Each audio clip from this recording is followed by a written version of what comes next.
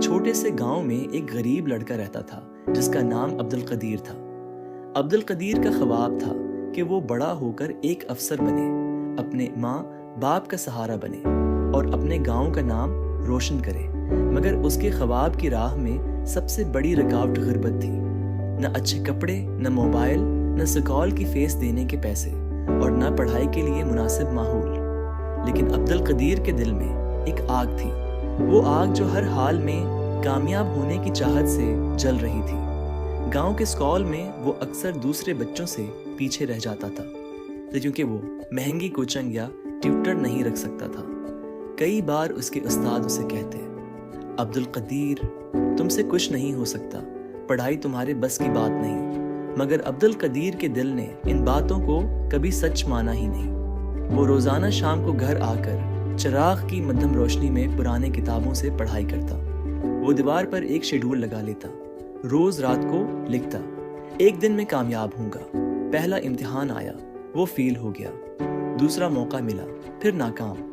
تیسری بار تو اس کے والد نے بھی کہہ دیا، بیٹا اب چھوڑ دو، کوئی ہنر سیکھ لو، محنت مزدوری کرو، کچھ کماؤ۔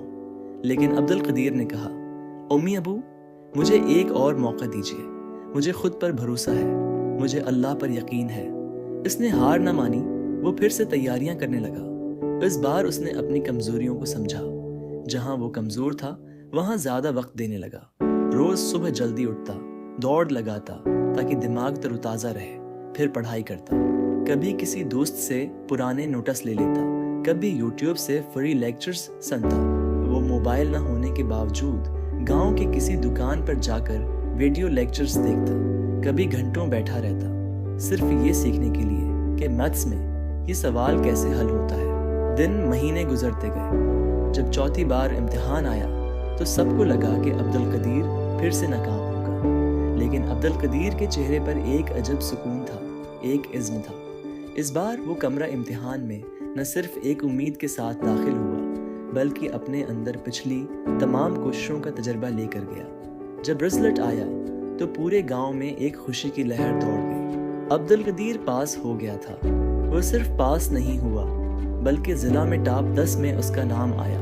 وہی استاد جو کہتے تھے کہ تم سے کچھ نہیں ہو سکتا، آج اس کے پیچھے تصویریں کھنچوا رہے تھے۔ اس کے والدین کی آنکھوں میں آنسو تھے، مگر یہ خوشی کے آنسو تھے۔ انہوں نے فخر سے لوگوں کو بتایا، یہ ہمارا بیٹا ہے جس نے ہار نہیں مانی۔ عبدالقدیر نے اپنی کامیابی کا راز صرف ایک جملے میں بتایا، میں نے ہر ناکامی سے سبق لیا اور ہر بار پھر سے کھڑا ہوا۔ وقت گزرتا گیا، عبدالقدیر نے اسکالرشپ پر تعلیم مکمل کی، افسر بنا، اور آج وہی عبدالقدیر نہ صرف اپنے ماں باپ کی خدمت کر رہا ہے بلکہ گاؤں کے اور بچوں کو پڑھنے کے لیے فری کوچنگ بھی دے رہا ہے۔ اس کے ادارے کے باہر ایک تختی لگی ہوئی ہے جس پر لکھا ہے، کامیابی ان لوگوں کو ملتی ہے جو کبھی ہار نہیں مانتے۔ یہ کہانی ہمیں سکھاتی ہے کہ اصل کامیابی وہی ہوتی ہے جو کوششوں کے بعد ملے۔ اگر آپ زندگی میں بار بار کرتے ہیں تو یہ مت سمجھیے کہ آپ ناکام ہیں۔ اصل ناکامی تو تب ہوتی ہے جب آپ کوشش کرنا چھوڑ دیں۔ اگر ایک غریب گاؤں کا لڑکا بغیر کسی وسائل کے صرف حوصلے اور محنت سے کامیاب ہو سکتا ہے تو آپ کیوں نہیں؟ تو یاد رکھو، جب تک توڑے نہ پڑے ہمت کی دیوار، تب تک ہر شکست عارضی ہوتی ہے۔